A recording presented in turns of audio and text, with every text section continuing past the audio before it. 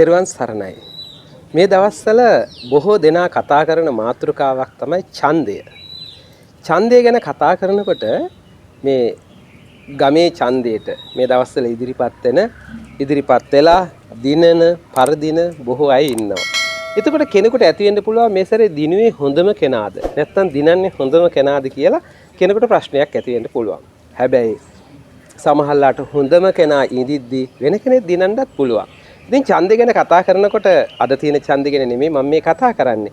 බුදුරජාණන් වහන්සේගේ කාලේ ඡන්දයක් තිබුණා. ඡන්ද ගොඩක් තිබුණා. විශේෂ ඡන්දයක් තිබුණා. ඒ තමයි එක ගමක පිරිසක් එකතු වෙලා සිවුරක් සකස් කළා. ඒ කාලේ රෙදි හරි අඩුයි දුර්ලභයි. සිවුරක් සකස් කරලා මේ ගමේම කට්ටිය කතා කරනවා දැන් මේ සිවුර කාටද පූජා කරන්නේ? එතකොට පූජා කරන්නේ කාටද කියලා කතා කරනකොට කට්ටිය අතර වාද විවාද ඇති වුණා. සමහරු කිව්වා සරියුත් මහරහතන් වහන්සේට පූජා කරමු. සමහරු කිව්වා මොගලන් මහරහතන් වහන්සේට පූජා කරමු. තවත් සමහරු කිව්වා අනුරුද්ධ මහරහතන් වහන්සේට.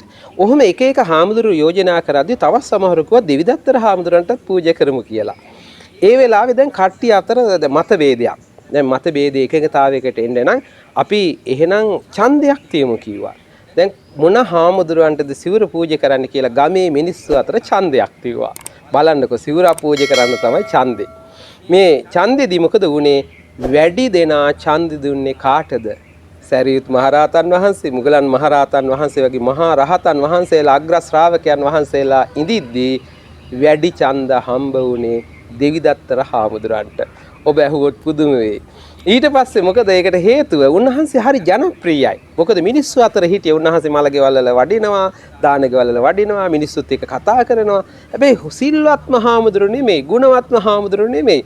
අපි දන්න බුදු සාසනේ හිටපු නරක මහාමුදුරුවෝ, පව්කාර මහාමුදුරුවෝ. හැබැයි නමුත් උන්වහන්සේට වැඩිම ඡන්ද හම්බුනේ. අවසානයේ සිවුර උන්වහන්සේට ගමේම කට්ටිය එකතු වෙලා පූජා කළා. හැබැයි ඡන්දේ ගත්තා වගේ නෙමෙයි. ඊට පස්සේ තමයි වැඩේ. ඊට පස්සේ මොකද වෙන්නේ? දැන් උන්වහන්සේ අර සිවුර පොරවගෙන උජාරුවෙන් මාන්නෙන් නගරේ එහෙ මෙහෙ යනවා. එතකොට ඔන්න ඡන්දේ දුන්න අයට දුකයි අපරාධය අපි මේ හාමුදුරන්ට ඡන්දේ දුන්නේ කියලා. අවසානයේ සිවුර පූජා කරලා පස්සේ පසුතැවෙන්න වුණා.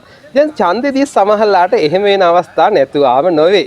අනේ අපේ රාධය අපි මෙයාට ඡන්දේ දුන්නේ කියලා දුක් වෙන්නත් පුළුවන්. හැබැයි කෙනෙකුට සතුට වෙන්නත් පුළුවන්. ඡන්දේ හැටි ඔහොමයි. ඡන්දේ කියන්නේ හැම වෙලේම නිවැරදි මේක නොවන බව පැහැදිලි.